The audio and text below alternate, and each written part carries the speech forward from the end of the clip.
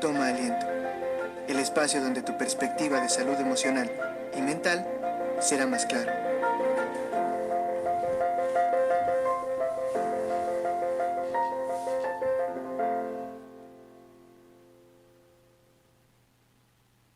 Toma aliento, este es el programa que te está y que te habla. Soy el doctor Abel Lerma Talamantes y como siempre y como cada semana me da mucho gusto saludarlas y saludarlos en esta misión. Hoy vamos a hablar de un tema que estoy seguro que les va a impresionar, les va a gustar mucho y además les va a dar mucha información porque nos pasa a todas y a todos que simplemente cuando vemos algo, que alguien se comporta o que hace algo, nosotros en nuestra cabeza pensamos cosas que a veces no coinciden con lo que nos está diciendo la persona o con lo que estamos viendo. Esa realidad la filtramos a cabeza. En psicología a esto le llamamos distorsiones cognitivas y que esas distorsiones pues son pensamientos negativos. Y hoy nos acompaña el maestro de psicología y doctorante, quien labora en el Instituto Nacional de Cancerología al sur de la Ciudad de México y está haciendo una interesante investigación con pacientes con cáncer. Ahorita nos va a explicar. Le doy la bienvenida al maestro psicólogo Marcos Espinosa. ¿Cómo estás, maestro? Antes que nada, gracias, doctor Abel, por la invitación. Pues ante todo, gracias a la audiencia por escucharnos. Y bueno, pues este es un tema muy amplio. Esperamos reducirlo lo más posible.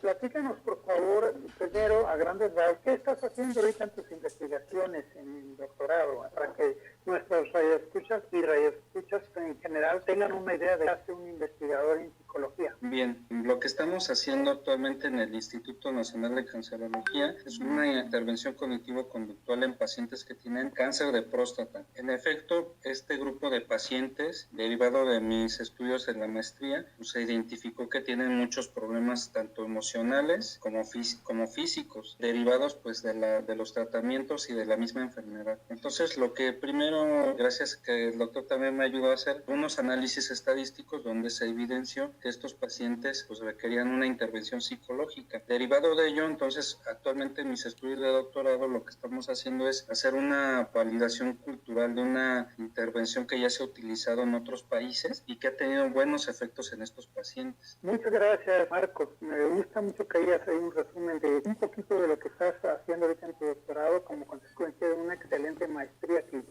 te voy a invitar a que salgamos, ¿verdad? Y vayamos a la calle, a la población real y nos hables de qué cosas le pasan a algunas personas y a todos nos pasan que tenemos una división entre lo que es realidad y lo que pasa en nuestra cabeza, en nuestras emociones. ¿Puedes hablar de distorsiones cognitivas o pensamientos lesionados? Claro. Bueno, antes de hablar de las distorsiones, creo que tengo que dar como rápidamente una perspectiva histórica de cómo surgió esta cuestión de las distorsiones cognitivas. Digamos que antiguamente con los griegos, principalmente los estoicos, se veía, algunos de estos filósofos decían que en realidad lo que nos causaba malestar era las interpretaciones que hacíamos de los problemas de la vida cotidiana. Derivado de esto, bueno, a lo largo de la historia pues se hicieron diversas investigaciones, por ejemplo, primero con el surgimiento del psicoanálisis, pero ya posteriormente con lo que se le conoce como la reflexología rusa, con Sechenov, digamos que él asumía que toda la actividad psíquica surgía de los mecanismos reflejos. Después de esto, pues bueno, surgieron los trabajos de Pavlov con el condicionamiento respondiente. Bueno, muchos de nosotros recordamos el experimento de la campana, donde se asociaba el sonido de la campana con la presentación de alimento y la sucesiva salivación del perro. Después de estos estudios, pues bueno, en Estados Unidos surgió investigación, por ejemplo, con Thorndike, con un gato, ¿no?, que abría la caja. Vendría Watson. Muchos de los estudiantes deben recordar el caso del bebé Alberto, al cual se le condicionó el miedo, ¿no?, a tener algo peludo, un animalito. Después de esto, pues bueno, con Skinner ya surgió el condicionamiento operante. Esto se le conoce como la primera ola de la psicología, ¿no?, la primera ola de la terapia de la conducta, de hecho. Posteriormente, los investigadores se dieron cuenta de que solamente la conducta no era suficiente para poder explicar todos los fenómenos que se habían encontrado con el ser humano. Sin embargo, el ser humano tiene muchas más variables y es más complejo. Entonces, derivado de estos análisis, pues bueno, tenemos que por ahí de la década de 1970, con Arnold Lazarus, Bandura, de otros psicólogos como Mahoney o Meickenbaum, surgió esta cuestión de la terapia cognitivo-conductual, ¿no? Una combinación ya más específica, donde ya tomábamos en cuenta la parte cognitiva. Derivado de esta cuestión cognitiva, pues bueno, tenemos una clasificación muy conocida que es la clasificación de Mahoney y Arnold en 1978, en el cual pues bueno, empezaron a surgir las técnicas de reestructuración cognitiva, que estaban enfocadas a identificar pues bueno, las creencias irracionales, los pensamientos distorsionados y lo que se le conoce como las autoverbalizaciones negativas. Entonces, a partir de esto empezaron a surgir los modelos de reestructuración cognitiva. Tenemos los más conocidos, los más, digamos, representativos, serían los de Albert Ellis y Aaron Beck. Ambos, tanto Ellis como Beck, surgieron de una formación psicodinámica en el psicoanálisis. Sin embargo, estos investigadores notaron que pues, los hallazgos que habían tenido no eran limitados. Entonces, empezaron a hacer investigaciones por su cuenta y evidenciaron la necesidad de identificar pautas cognitivas negativistas. De hecho, en la terapia que ellos hacían con los pacientes, por medio de la asociación libre, identificaron que los pacientes presentaban ciertas estructuras cognitivas negativistas. Esto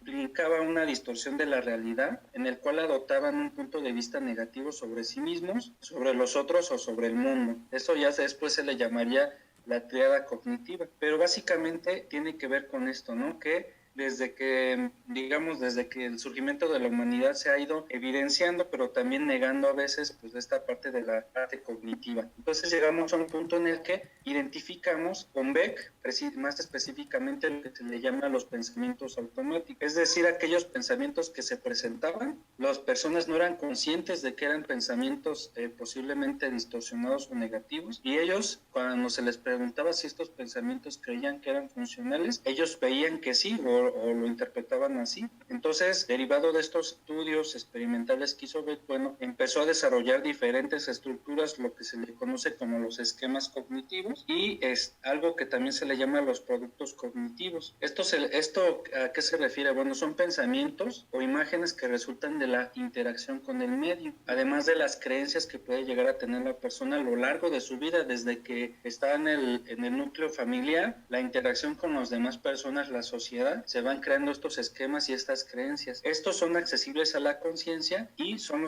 lo que se le conoce como los pensamientos automáticos. Ahora bien, ya entrando ya en materia, vemos que la depresión en los individuos se presenta por una vulnerabilidad cognitiva que se dispara en situaciones estresantes de la vida. Esto, pues bueno, es un reflejo de pérdida, de privación, inutilidad y derrota. Por lo tanto, pues no hay un adecuado procesamiento de la información debido a estas creencias, y esto pues a qué nos lleva a tener problemas tanto fisiológicos, emocionales o conductas disfuncionales, por ejemplo, consumo de alcohol, consumo de drogas, conductas antisociales, por ejemplo. Marcos, déjame preguntarte, porque nos acabas de dar un repaso muy fuerte, muy interesante de la historia y también a nivel teórico de cómo es que se llegó a la interpsicología por esas cogniciones que tú mencionas, que me imagino que tienes a cosas que le pasan en lo privado de la persona, que nada más esa persona las puede mirar o percibir. Y entonces quiero entender que esas cosas como que se disparan, como que se crean un hábito y la persona se acostumbra a ellas, y entonces es automático que empieza a creer en esos pensamientos, porque está viendo algo que está distorsionado, que es automático y aparentemente no lo puede controlar. Está como que virus de la realidad. ¿Puedes hablarnos de esto en términos de la gente de nuestros radioescuchas, que no todos son estudiantes universitarios, sino que son personas de la comunidad? Sí, digamos que para ejemplificarlo de manera más sencilla, todo aquello que nos produce malestar en la vida, por ejemplo, que la persona que nos interesa no nos marque, o por ejemplo, escuchar a dos personas que están hablando a lo lejos, voltean a vernos y nosotros interpretamos como si nos están hablando de nosotros, por ejemplo, pensar que es un inútil para todo, por ejemplo, tener miedo a subirse a un avión, considerarse un fracasado, pensamiento mágico, ¿no? Por ejemplo, entonces son cosas que son de la vida cotidiana y que nos ayudan a identificar, pues bueno, que en realidad podemos tener algún problema, estamos malinterpretando la realidad. Por ejemplo, pasar por debajo de una escalera y pensar que te va a ir mal en el día, y a lo mejor sí te va mal, no sé, te grita tu jefe, pasa algo, ¿no? Entonces ya lo interpretaste como que ya es algo mágico, ¿no? No tienes que haber pasado por debajo de la mesa, ¿no? O debajo de la escalera. Entonces son varias cuestiones que, de hecho, Aaron Beck, bueno, y otros investigadores les llamaron como tal propiamente distorsiones cognitivas, que son 17, digamos, definiciones de los hallazgos que tenían de estos pacientes. Depende, hay algunos autores que dicen que son 11, de 11 a 17 más o menos lo que se le llama distorsiones. Como clasificación, ¿verdad? Es una manera de clasificar estos pensamientos con los cuales vemos distorsionada la realidad. Por ejemplo, en dos personas que son pareja, que son novios, por ejemplo, que son jóvenes y que están conociéndose, ¿qué es muy común que se encuentre en estas parejas de que se malinterpreta la realidad a través de un pensamiento automático? Por ejemplo, ahorita pensemos en la pandemia del COVID, y se pueden ver, por ejemplo, que no tienen tiempo de verse porque están aislados. ¿Qué distorsiones pueden aparecer en su cabeza, en sus emociones? O sea, por ejemplo, pensar que la pareja piensa que no eres buena persona, por ejemplo. Por ejemplo, razonamiento emocional, me siento terrible, voy a perder el control si la otra persona piensa que no soy buena, por ejemplo. O, por ejemplo, compararse con otras personas, ¿no? No soy lo suficiente bueno para esta persona o para mi pareja. Son pláticas internas, ¿verdad? Muy interesante, Marco. Adelante. Sí, entonces tenemos, pues como comentaba, una clasificación de las distorsiones cognitivas, en las cuales, pues bueno, dependiendo de algo que le llamó Beck las creencias nucleares, vemos que es muy necesario tratar de identificarlos o conocerlos. Una que presentan mucho los pacientes, es decir, un proceso en el cual nosotros evaluamos el resultado posible de lo que ocurrió o va a ocurrir de la manera lo peor posible. Voy a fracasar, o si salgo me van a atropellar, por ejemplo. O con esto del COVID todos nos vamos a morir. Pensar en las peores consecuencias posibles y creer eso, ¿verdad? Creer que eso va a pasar cuando nada más lo estoy pensando. Así es, y que eso, aunque yo no tengo una evidencia, de hecho eso lo vamos a hablar un poco más adelante, o sea, yo no tengo una evidencia de que eso vaya a ser así, son cosas que me estoy diciendo a mí mismo y las creo. Para eso pero llegan a ser reales, entre comillas. Y entonces, eso tiene que ver con la depresión y el estrés y la ansiedad, como que hay una conexión. Claro, digamos que en lo que tiene que ver con la depresión, la persona tiene una vulnerabilidad cognitiva enfocada en el estrés en la vida, la pérdida, la deprivación, la inutilidad y la derrota. Y en el caso de la ansiedad son como temer o una interpretación inadecuada. Esto pues tiene que ver más también con reacciones fisiológicas. Entonces, como está más enfocado a la amenaza y al peligro en la parte de la ansiedad, o sea, yo tengo miedo de que algo me va a pasar. Y en el caso de la depresión, pues sería más como una pérdida, una desesperanza hacia el futuro, o sufrimiento también. Te voy a invitar a que vayas a un corte musical. Ahorita regresa, toma aliento. En solo segundos continuamos para juntos tomar aliento. 1.1 es la frecuencia que te escucha. Toma aliento. Posibles soluciones.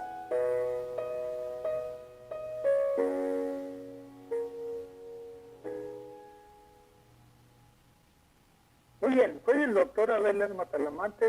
Me da gusto tener en este estudio a Marcos Espinosa Bello, el maestro en psicología y doctorante, ya casi tiene su doctorado, y nos está hablando hoy de distorsiones cognitivas o pensamientos automáticos, creencias irracionales. La persona tiene un mundo interior que no damos ser y que, por supuesto, para esa persona es real y está con emociones negativas como la depresión, la ansiedad y también estrés. Y creo que ahí, en este sentido, los especialistas y los especialistas en salud mental tienen mucho que hacer. Entonces, Marcos, platícanos a las opciones para nuestros escuchas cuando tienes pláticas internas que los lastiman y que los hacen sufrir. ¿Qué puedes sugerirle a los escuchas para enfrentar? ¿Qué hace un psicólogo profesional Bueno, primero que nada, lo que hace un especialista en salud mental, por ejemplo, un psicólogo preferentemente con un grado de maestría, lo que debe tener es primero un conocimiento de la psicopatología, es decir, como estos aspectos que le pueden afectar al cliente o en este caso al paciente. También tener habilidades de entrevista, saber cómo explorar las problemáticas que tiene esta persona derivado de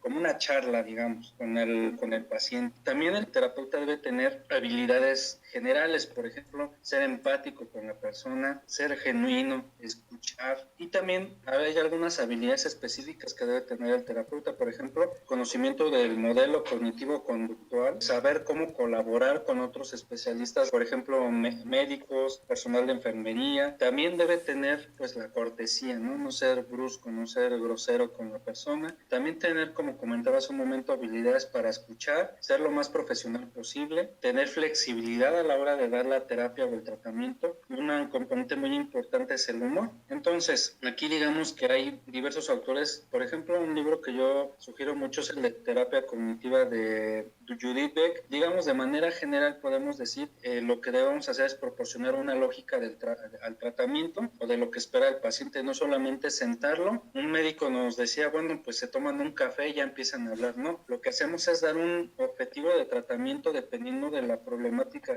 que nos comente el paciente, y a partir de ahí ir entrenando al paciente, por ejemplo, en las técnicas de autorregistro, proveer información sobre cómo son las técnicas que nosotros le vamos a proporcionar al paciente. También tenemos que identificar los pensamientos automáticos, las creencias subyacentes y los procesos que han formado y mantienen estas distorsiones. También tenemos que llevar al paciente pues, a contrastar las creencias y que se haga un análisis lógico de las estrategias que han resultado defectuosas y que le producen el malestar emocional, y articular pues bueno algunos puestos básicos para preparar al paciente para terminar la terapia y después prevenir recaídas. Esto que comento es de manera somera lo que se hace con el paciente, porque dependiendo del caso es como se va a ir articulando y lo que se va a ir trabajando con el paciente. Pero en general lo que yo les puedo comentar aquí a la audiencia es que si ellos tienen algún problema emocional, se notan ansiosos o deprimidos, hagan un alto en el camino y pongan a analizarse qué es lo que están pensando. De entrada es un poco complicado cuando uno no tiene estabilidad o no lo ha tratado de identificar. Entonces, primero identificar qué estoy pensando y por qué lo estoy pensando. Vamos a poner el ejemplo de la pareja. Si la pareja no te ha escrito en 2 horas, por ejemplo, y tú estás revisando el WhatsApp o el Messenger y tú estás de necio que no te ha contestado, ponte a pensar, la persona puede pensar que la otra pareja o la pareja le es infiel. Entonces aquí la pregunta sería, ¿cuál es la evidencia que tienes de que esta persona ha sido infiel contigo? Entonces básicamente el fundamento es la evidencia, ¿de acuerdo? ¿Cuál es la evidencia? La evidencia no es que yo creí, no es pensamiento, no es una emoción, es, digamos, algo que está fundamentado, que nosotros o cualquier persona puede corroborar. Entonces esa es la evidencia, algo que yo puedo ver y puedo comprobar, ¿de acuerdo? Entonces, si no tengo evidencia de que eso sea así, entonces posiblemente sea una distorsión cognitiva. Entonces hay diferentes técnicas para tratar esta distorsión. Podemos hacer algo que se le llama parada de pensamiento catastrofista, en la cual yo mismo digo stop. O sea, trato de detener este pensamiento. Primero tenemos que recabar evidencia. ¿Tienes evidencia de que no se compró un nuevo perfume? ¿Tienes evidencia de que está saliendo con otra persona? ¿No? Entonces aquí lo que tenemos que identificar es evidencia. Si no tenemos evidencias suficientes, lo que podemos hacer es preguntarle a la pareja, ¿no? De manera tranquila, pues sin ser, digamos, demasiado directos, o posiblemente haya personas que sean directas, pero esto puede llegar a llevar a la pareja a tener problemas, ¿no? Como discusiones innecesarias. Entonces, si nosotros no tenemos una evidencia suficiente de que hay un engaño, una infidelidad, lo que se sugiere es recabar evidencia, ¿de acuerdo? De esa manera, por ejemplo, ya si tiene el beso en la camisa, pues bueno, entonces ya digamos que ya tenemos evidencia de que posiblemente algo está pasando, ¿no? Pero aquí digamos que la mejor estrategia sería platicar con la pareja y principalmente ser lo más honestos posibles el uno con el otro, ¿no? De esa manera yo creo que eso puede ser de mucha ayuda, pero también, digamos, diferenciando, ¿no? La evidencia de lo que son los pensamientos que podemos llegar a tener sin sustento alguno. Creo que esa es la parte fundamental de todo esto. Ser honesto significa decirle a la persona qué es lo que me está pasando, qué es lo que estoy pensando y qué es lo que yo siento que está ocurriendo, para que la otra persona esté enterada, ¿no es así? Así es, doctor. Pues muy querido Marcos, creo que te voy a invitar, te voy a extender la invitación para que hablemos en un programa próximo, porque tienes muchísimo que decirle a nuestro editor, porque esto que estás mencionando de los pensamientos automáticos distorsionados. Sí, doctor, pues con mucho gusto. Pues de hecho este es un tema muy extenso.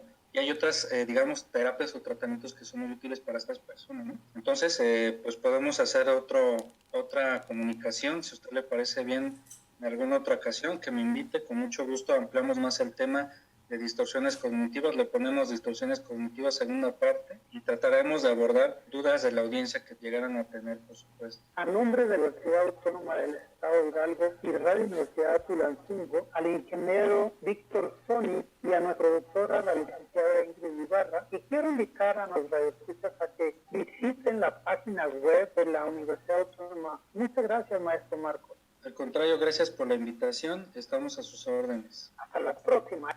Llama a las líneas de atención psicológica de la UAEH para recibir ayuda gratuita a distancia en cualquier intervención y contención emocional por parte de un equipo de psicólogos capacitados.